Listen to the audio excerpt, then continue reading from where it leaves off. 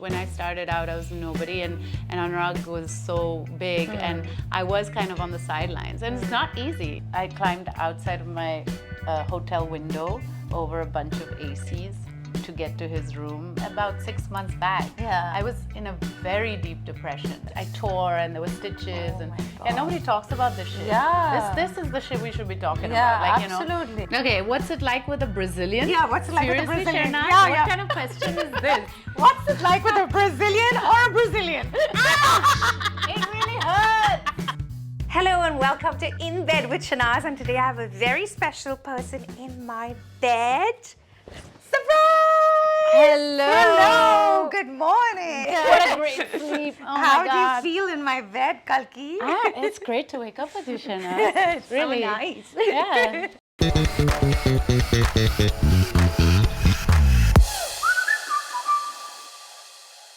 So this show is all about love, sex, romance, boyfriends. Oh dear God. Oh dear God. I'm going to Are get you into ready trouble for this this? show. Huh? Oh no, we talk in general. Yes, Okay. no names mentioned. No names at all. So I wrote a book about a girl and all her boyfriends, and we're going to ask you questions, and each chapter is a different question. All right. So we're going to start with a breakup because it's kind of a book of breakups. Okay. So do you feel that there are any rules for breakup? Oh yeah, I feel there are rules for breakup. I think that the minimum time that you should not try to be friends is 6 months. 6 months? Depending on the length of the relationship. If it's a very long relationship, you need more than 6 months. Wow. But 6 months, don't try to be friends. Yeah, very true. Otherwise you'll slip. Yeah. And how long before you can get into your next relationship? 2 weeks. I love it. And what about him? That I don't know. I don't want to know. Block him on social media. Block him Yeah, everywhere. yeah. And are you a clean breakup person, or do you go back and forth, back and forth? I've had both kinds of relationships, yeah. So I think it's definitely better to do the clean break. Yeah, but it's so hard. But it's very hard. Yeah. So just be very sure when you want to break up. Yeah. It takes me about like 2 years to finally break up. Like I'm thinking about it for 2 years. Yeah, I also had another tactic when I was very young, which was just sleep with someone And then tell the person that. and then tell him. Tell him that I slept with someone. And Oh then he my breaks God. up with me. Ouch. Yeah. But then what if you're not sure? Like what if you're like, maybe this was a mistake, I want to get back together, but now I did this. It is messy. I mean, Yeah, it's not breakups are really hard. And each one is harder than the next, and you get so attached. Yeah, it's true. Do you get very attached? Like, what is your? I am like a serial monogamist, I think. I've always loved long relationships, and I tend to do everything I possibly can to keep it going before I give up on it. Absolutely. So, yeah. And what if you meet someone else while you're in the relationship and you're thinking, oh, this person would be a great partner? Do you then give up on that relationship, go for this, or block that person? No, I don't block the person. There are certain friendships in my life which I think are lifelong, and they could very well have turned into romance, but they didn't. And I keep those people in my life somehow, but it's dangerous. Like you have to be careful. You have to know your own, you have to know what you're capable of, or what your boundaries are. Yeah. Like if it's like you're gonna make sure you don't like have a sleepover or something. Because you know things are gonna go that way. So yeah, you have to know what your boundaries are. Absolutely. What are your 3 non-negotiables, like things you cannot live without in a relationship? Communication. Yeah, good communication. Good communication, like proper, honest communication. And when communication is breaking down, which it often does when you're going through hard times, you need to be like, okay, should we get in a third party? Should we get a therapist? Or speak to someone, intervention, whatever your I believe thing in therapy. is. It's Absolutely. so important. Yeah. Second, I guess, consent and coming. What does that mean? Like consent is very important, that you are always feeling like you can say no at any point for anything. For anything, right. Not just sexually. Yeah. Sometimes you feel like you need to just please the other person, so you say, yeah, let's do that, let's go here. Right. And suddenly you're feeling you're living the other person's life. Yeah, very so true. I think being able to say no in a relationship is so important. To be your own person. And along with that, I feel like, the sexual aspect of pleasing each other is really important. So basically a sexual connection. And yeah, also and wanting also like, to please the other like sometimes you don't have the sizzling energy that a new relationship has, but how do you keep the other person still satisfied, and how do you keep yourself curious sexually? That's so hard. So I don't know how you do that in long relationships. Yeah. What's your longest relationship? Probably this one now. It's 7 years. Okay. So before this was 6 years. So yeah, we've just passed You just passed the 7 year age. Yeah. So how do you keep that sexual chemistry alive? You know what? We have been doing long distance a lot. So when we met, we were doing long distance, and I work a lot, I travel a lot. So there's a lot of time out. Where does he live? So he lives in Goa with me. Okay. And unfortunately now, because of what's going on, he's from Israel. So whatever has been happening there, he hasn't been able to go back. Yeah. But otherwise, he was also working be- there. yeah. So, it was like this back and forth. But actually that keeps it spicy. Yeah, when we met, I was in Bombay, he was in Jerusalem. It was like commuting up and down Where did every you meet couple him? of months. There, I went on a girls trip. No I way. went on a girls trip. And then you just happened to meet her? Yeah, so he knew one of my friends who's Indian, but her mother is Jewish. She had gone to study music there. And so he was a friend of. Wow. And we needed a car to take us to the Dead Sea. He was our ride. No way. Wow. Okay. Amazing. So yeah, I had an Israeli partner too, by the way. Oh, yeah. So you know what I know I'm what talking it's about. like. Yeah. But it's been amazing, and touch wood, for now it's going well. Yeah. One baby down. Wow. So how do you keep that chemistry alive after a baby and so many years together? What do you do? Yeah, you really do miss your partner after you have a baby, because your whole life becomes about the baby for a few years. Yeah. And it's very hard to, the first time we went together on a solo, like a couples trip without our daughter was when she's 4. Wow. And we realized how important this is, and we're like, oh my God, we need to do this more often. Yeah. But you just, the years just go by. And then, for us, it's always been discussion, that curiosity about each other's like fantasies, being open and not offended by what the other person desires or wants. That can be quite sexy once you get past the jealousy part of it. Yes, absolutely. So now you're a successful woman, and one of the chapters in my book, the question is, can a man be threatened by a girl's success? Obviously. Yeah, right. Yeah, almost always. Yeah, almost always. Even if he's successful? I think if he's successful, it's a little easier. But it's very rare to find a man who's totally comfortable with you just like traveling a lot, being so busy, being selfied everywhere you go, and he's in the sidelines.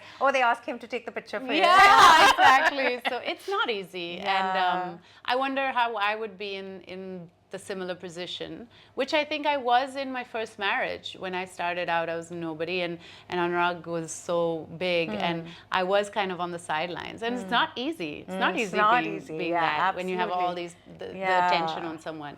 Okay, before we get into how does the other person feel, can a man be threatened by a woman's success? I want to offer you some coffee, please.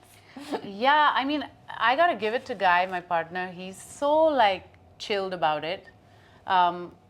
It's one of the reasons I fell for him, because when he met me, he didn't know who I was, because he was from another country, and it was really a blank slate in that way. That's so nice. Yeah, that is so nice. And he got very defensive one day when his cousin came home and said, "Do you know she's a Bollywood actress?" And he was showing him all this Instagram shit, and he was like, "I don't care. Put that away. How vulgar of you." I like that. And he was like, "That's not why I love her." So I was like, and even now with selfies and all, he's very patient and chill. That's so important. I'm really touch wood. I wouldn't have been so noble. What kind of work does he do? He's a pianist. He's a classical and jazz pianist. Amazing. Yeah, so he travels around very playing the piano? Yeah, how and lovely. composing as well, and teaching. Wow. Yeah. okay. Then you see him every day practicing. It Yeah. must be such a calming feeling. You wake up in the morning. He's No? a bit of a psycho also. He's like, I want to practice 6 hours a day. So like when I'm like, well, do you want to come to the south of France on my shoot for like 10 days? South of France, summer, is there a piano there? I don't want to be there if there's no piano. Oh, like, no. What's wrong with you? Enjoy life. You're a Yeah. You know, he'd rather be in his cave. Can't you take a like this all the time. I know piano is different from Casio, but can't you have like a Casio that you take on Yeah, holidays? he does take his Casio everywhere. Okay. We have to lug this giant thing around everywhere we go. Cute. Wow. Okay, how lovely. All right. So, have you dated people who are in the same profession before, like another actor? Yes. And does that get competitive? Yes. Quite frankly, yes.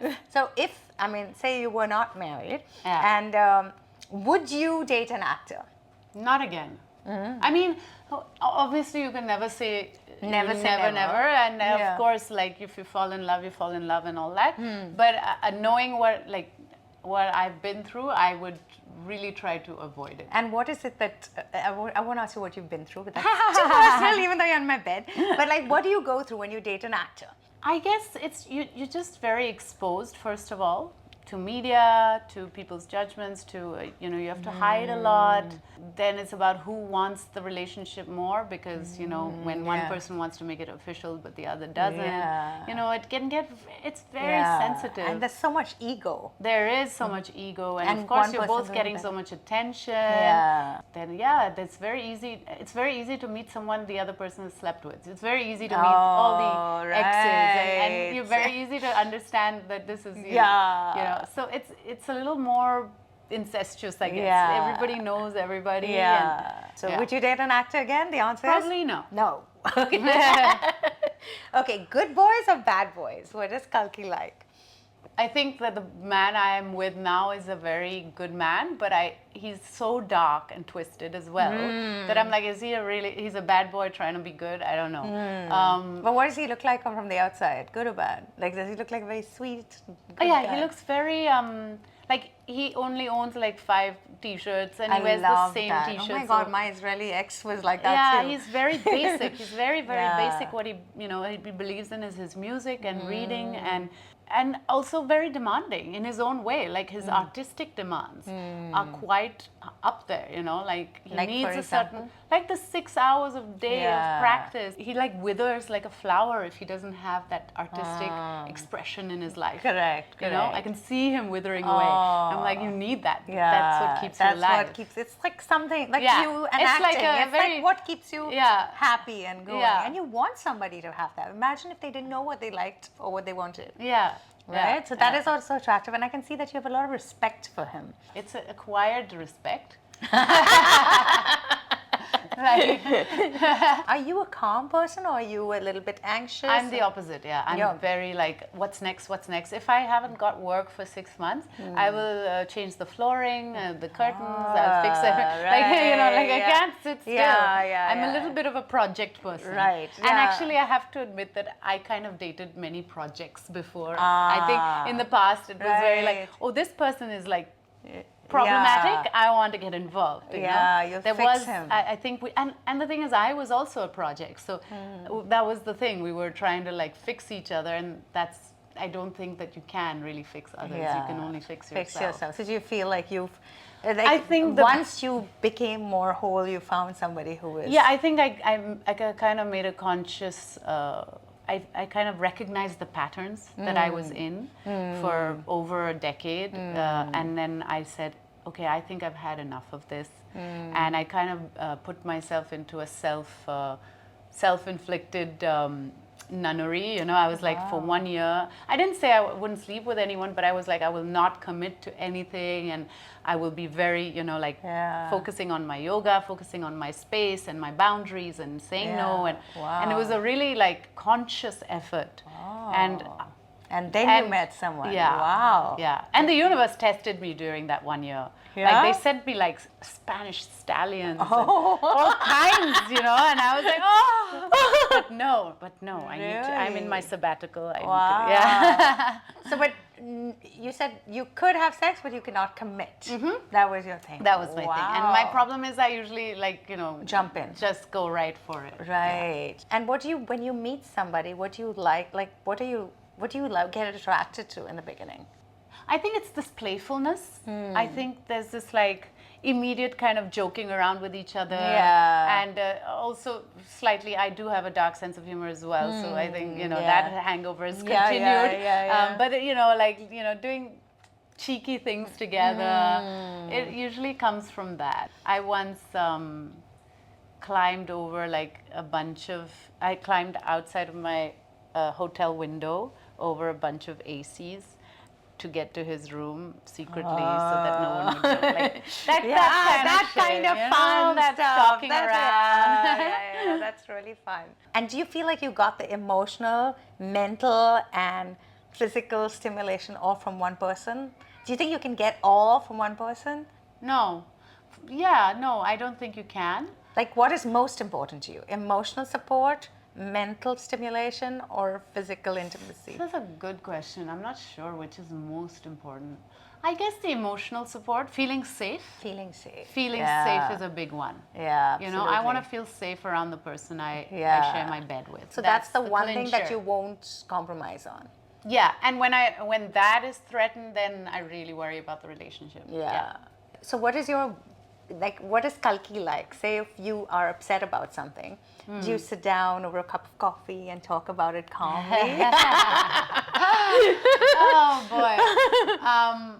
I have a tendency for anxiety, so I have a tendency to just like blurt everything out and be like, what are we going to do? This is what I'm feeling. I don't know about this. And it depends on the relationship, but definitely in my current relationship with Guy, I feel like he's much more walls up. Lots of like things just, if he goes cold, if he gets pushed, and then he just like, Stonewall. I don't care. I don't give a damn. And that's like scary as hell for me. Yeah. So do you ever like scream, shout? Do you get angry like that, or do you just get like crying? For me, I start crying, and I'm also anxious, so I start getting like, me too. I have anxiety and bloat it out. Ability to argue. I cannot remember things. He's so good at saying, 3 months ago on this day you did this or you said. Oh, usually women can remember everything. I cannot remember shit. Is it a new thing, or is it like you always were like that? I think I've always, especially when I'm agitated, I just, everything becomes Goes a mush. blur. Brain becomes mush. I Right. cannot be intellectually right good. there. I'm not a good argument person. He's the opposite. He's so, Israelis are like that. They're very blunt. Yeah. I remember Tough once love. when I first met his mom, I brought like some Indian sweets and she's like, I don't eat sugar, put it away. And I was like, okay. This is Really? but this is so normal there. And it's not seen as a, it's like part of their life. And of course you embrace it after a while. You're like, oh, this is just how you are. But it's really different from abrasive. me. Yeah. I couldn't handle that. Yeah, Actually, I that's couldn't something handle I it couldn't either when we were there, Right, And, so who says I'm sorry first, you or him? Yeah, I think we're both stubborn in that sense. Usually I think it's me. But no, sometimes he does. He doesn't have an ego in that way. He doesn't have an ego. No. That's really important. Yeah, that is And you're not always fighting to be right. Both of you are not fighting to be right all the time. No, I don't think so. Okay, I'm going to ask you some more questions from the book. Okay. Okay. From maybe, I don't know how many Should I try relationships. this cake? Yeah, please try it. Just feel at home. Ooh, yeah. And from a relationship, like what's the best lesson you've learned from a relationship in the past? Best lesson I learned is that life goes on. Life goes on. And, when you have heartbreak, and I've been through like insomnia and terrible things because of heartbreak, you just feel like it's just you're never going to get out of it. Yeah. And I guess one of the big things that's helped me is like keeping a rough diary, because the perspective you get is like, oh, look how terribly sad I was over here, but look at me today, I'm so happy. So it can really change. Right. I mean, even if I think about 6 months back, I was in a very deep depression with everything that's going on in Gaza, and especially because of our families being involved and all of that. It was really, I was having trouble getting up in the morning. And I'm sure you're listening to the news all the time. Yeah, I couldn't detach myself. I couldn't switch off from it. I was just staying in bed and like watching one thing after another. And from that to cut to now, where we've really worked on certain aspects, and I've worked on certain aspects of putting boundaries for myself to be able to cope with life. And also, I have a kid. It's a it's a privilege to be in despair. When you have a kid, you just have to get on. You have to feed her and bathe her, and you got to be there. So in some ways, like that reminder that life goes on, and that life is here in this moment now where you are. Okay, cool. And then any ex-boyfriend that you want to tell us, just 3 thank yous and a sorry to that guy. Like, thank you. Don't have to tell us who the guy is, but like, thank you for this, thank you for this, thank you for this, and sorry about that. Okay, so thank you for teaching me to counter. So like, if I'm doing a very intense role, come back home, make sure you do something really fun and silly afterwards. Oh, how sweet. Yeah, do the counter. Thank you for remaining my friend. Oh. And thank you for teaching me how to live without you. That's a good one. That's a little bitter. Yeah. But is it like stop contact? That's the only way, right? To like, I mean, if I'm the one breaking up, but if it's not my choice, it's a little harder to get over it. Yeah, absolutely. Yeah. One sorry to an ex. One sorry. Sorry that we met at the wrong time. Oh. Yeah. Yeah. That it's all about the timing. Yeah. It really is. So tell me, what you've broken up with people in the past, right? And it takes you a while, like takes you like a year or two to break up. But what is that one thing that pushed you and you're like, I can't live with this anymore? I guess it's the little things. Like if I'm coming to kiss your neck and then you don't respond. I'm like, okay. You know, like it's the little things that should bring us joy, and if that's not happening, I'm like, okay, what's going on here? The responsiveness. Like I find like the body's always the body never lies. The body never lies. Bodies communicate, right? So Very true. if you're skin on skin with someone, you will feel something, and if you don't, that's worrying. Yeah, very true. How often should a couple have sex when they're married in a long-term relationship? What is a normal? I always ask people this. I don't think it matters, because like it can go from once a week or no times a week to like 3 times a day. Yeah, like 3 times a day. I mean, it depends what phase you are in, and you go, and the phases come up and down. It comes back It's sometimes. like the stock market. It comes back. That's what you think. Oh my God, this is a terrible spell. We're not having sex hardly ever, especially when your baby's young and you're not sleeping and all of that. But then there are other times where it's just come back with like full on. And do you talk about energy. it? Because I feel like talking about it makes it put more pressure in it. Yeah, it can.